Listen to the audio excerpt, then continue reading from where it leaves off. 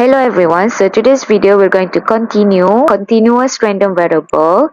So our lesson objective today 9.3a, find the cumulative distribution function. So previous video kita ada belajar macam mana kita nak cari probability density function for a continuous random variable. So now kita nak cari cumulative dia pula.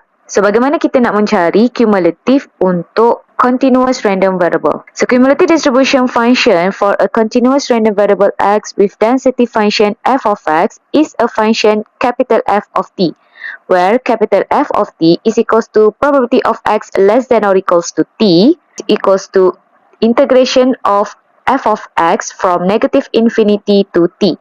Cumulative distribution function gives the probabilities for a random variable which takes the value less than or equal to a certain number. Notice that the link with the formula for the discrete random variable is probability of x is replaced by f of x and summation is replaced by integrate. So actually dia sama saja dengan discrete, tapi kalau discrete kita denotekan f of x tu sebagai px, cumulative tu kita letak summation, tapi untuk continuous kita letak integrate. So di mana kita sebenarnya kena cari area under the curve. Capital F of t is in fact given by the area under the curve y equals to f of x from negative infinity up to t as indicated by the shaded region. So kalau kamu tengok dekat sini, let's say this is my f of x dan ini adalah t saya. So nak cari capital F of t ataupun cumulative, kita akan accumulatekan probability itu daripada negative infinity sampailah kepada huruf t.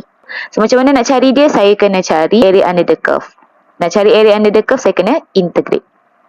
Dekat sini kita ada sedikit properties di mana capital F of negative infinity is equals to 0 and capital F of infinity is equals to 1. So dia nak cakapkan paling kecil nombor dekat situ mestilah kosong dan paling besar yang kita boleh accumulatekan dia adalah 1. Probability of x less than a is actually equals to probability of x less than or equals to a, which is equals to f of a. Okay, kita nak cakapkan kat sini inequality sign tidak penting. Less than ke, less than or equal ke, dia tetap sama. Di mana is actually equals to capital F of a.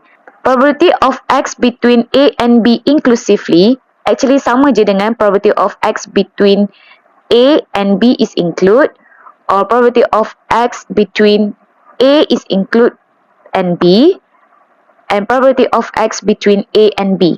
It doesn't matter close ataupun open, dia tetap sama, iaitu formula dia adalah FB tolak FA. Macam mana benda ni berlaku sebenarnya? Kalau saya explain sedikit dekat sini, let's say this is my function, this is my A and this is my B. So saya nak cari area under the curve kat sini sebenarnya. Nak guna cumulative, saya tahu dia adalah f of t is equal to probability of x less than or equals to t. So means that kalau saya nak cari, saya ambil probability of x less than or equals to b, which is this one, dia cover semua ini. So dia cover semua ini sampai ke sinilah. Daripada negative infinity sampai ke b, dia cover semua ni. Okay, tapi saya tak nak sebab saya nak a hingga ke b saja. Jadi apa yang saya kena buat? Saya kena tolak. So this one adalah ps less than or equals to b. So saya kena tolak dengan ps less than or equals to a. So this one adalah px less than or equals to a. Sebab ps less than or equals to a, dia akan cover about yang ini saja. So dia akan buanglah apa yang saya tak nak ni. So that's why kita dapatkan ini adalah ps less than or equals to b minus ps less than or equals to a, which is ps less than or equals to b ni adalah f of b, ps less than or equals to a ni adalah f of a.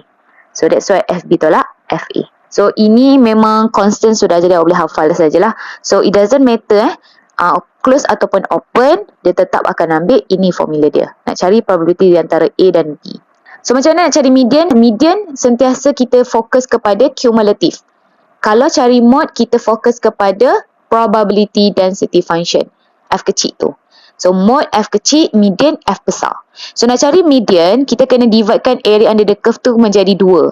Di mana kita tahu sekiranya m tu adalah median, maksudnya integrate daripada negative infinity up to m must be equals to 0.5. Atau erti kata yang lain, capital F of m is equals to 0.5.